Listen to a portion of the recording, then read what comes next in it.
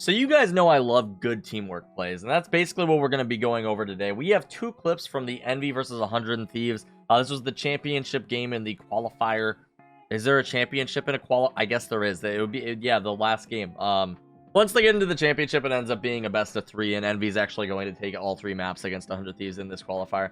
Particularly what I wanted to go into today is 2 rounds from the game on Bind, where it showcases just 2 really awesome strategies and also some really good teamwork. You guys know I love some good teamwork. I love it when teams play together and they're able to craft these really cool strategies. And these were 2 plays that really stuck out to me that I really liked. So, by the way, if you guys enjoy this type of stuff, be sure to subscribe to the channel down below and check us out on Twitch. It really does help me out. Other than that, let's get into it. This first play is going to be taking place on round 2-0. Envy's up 2-0. So this is going to be the first actual gun round for 100 Thieves right here. And that's what I love to actually make these plays, by the way. Generally, if you're going to run a cool strat, you want to run it on a round where it's going to be impactful, right? If I have a really solid strat that I think is going to work, I don't want to run it on an eco where they're probably likely to lose the round anyway if we are a gun round or we're ahead in the round, or like if we are more favored within the round. Generally, I will save my strats for the actual gun rounds where you feel like they can be just a little bit more impactful. Not always. Sometimes there's strats that work better on eco rounds, but this strat particularly I actually really like. So this round's going to start out with 100 Thieves here just trying to push up long, and you're going to notice that Sova's, he's kind of throwing a little bit of utility into the direction, just trying to spot for it. And once they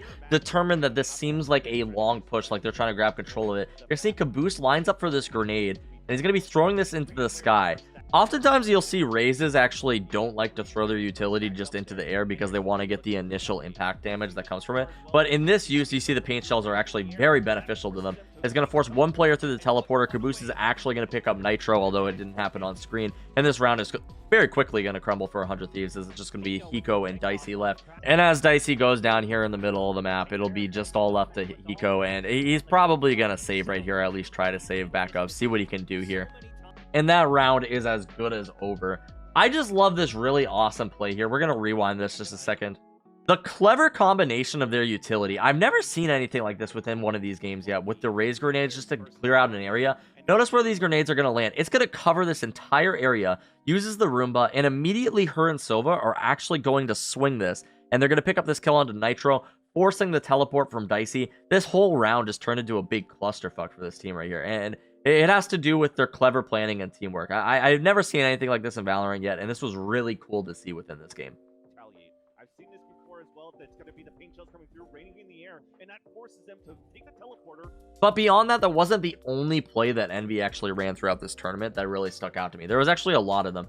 This second one right here is a little bit less flashy than this previous play that we saw, but I still think that it worked really well, and that's why I kind of wanted to showcase it for us. So this second play is going to be taking place on round 4-0 within the game. Just a few rounds later, again, going to be another gun round for 100 Thieves. They'll probably save the next round, and then they're going to be purchasing up guns again, and they're going to run another strat on them.